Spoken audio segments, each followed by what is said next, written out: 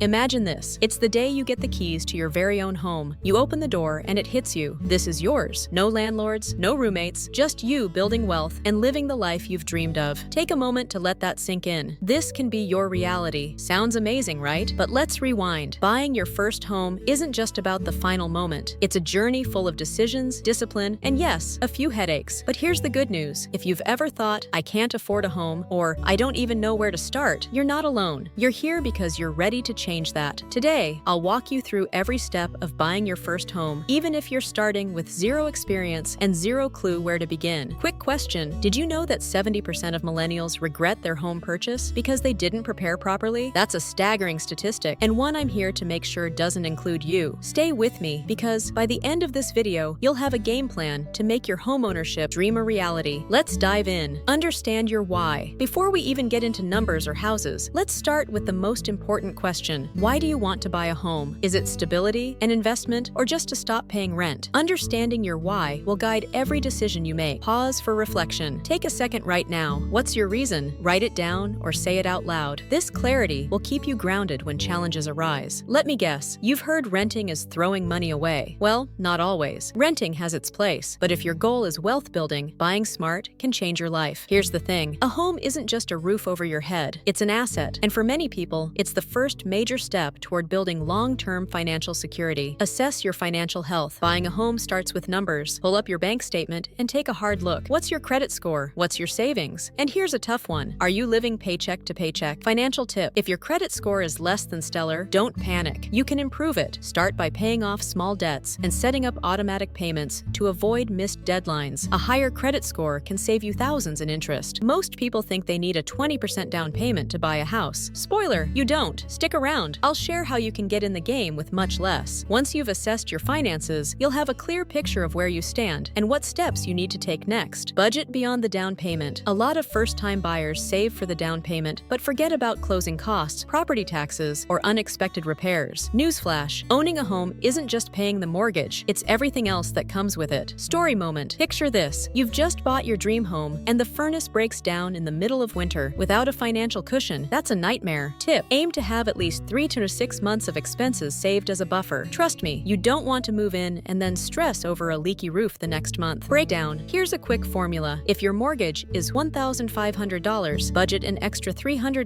$500 monthly for maintenance and taxes. It's better to over-prepare than to scramble later. Get pre-approved for a mortgage. Think of this as your golden ticket. A pre-approval not only tells you how much house you can afford, but also shows sellers you're serious. Excitement trigger. Getting pre-approved can feel like a green light for your dream. But remember, just because a lender approves you for $300,000 doesn't mean you should spend it all. Story insight. One of my friends was approved for a $400,000 loan, but decided to buy a $300,000 home instead. Why? Because they wanted financial breathing room for renovations and lifestyle. Remember, a pre-approval gives you negotiating power. Sellers take you seriously, and you'll know your financial limits. Choose the right location. Here's the secret to buying your first home. It's not just about the house. It's about the neighborhood. Is it safe? Close to work? Does it fit your lifestyle? Imagine moving into your dream home only to realize it's an hour from Starbucks. Tragic, right? Think long-term. Even if you plan to sell in a few years, a good location ensures your home retains its value or even increases. Do your research. Look at school ratings, commute times, and community vibes. Work with a buyer's agent. Don't try to navigate this alone. A good agent will guide you, protect your interests, and even help you negotiate. Plus, here's a fun fact. In most cases, the seller pays the agent's commission, not you. Agent tip. Find someone you trust. Look for agents with glowing reviews and local expertise. Ask them about market trends, upcoming developments, and even hidden fees. The offer and negotiation. When you find the one, it's time to make an offer. But don't get emotional. Keep your budget in mind, and don't be afraid to walk away. Negotiation. Tip. Did you know some buyers save thousands just by asking for closing costs to be covered? Sellers are often more flexible than you think, especially in a competitive market. Cliffhanger. Stick around. I'll explain how to structure an offer that gets accepted without overpaying. Home inspection and appraisal. Here's where you protect yourself. Always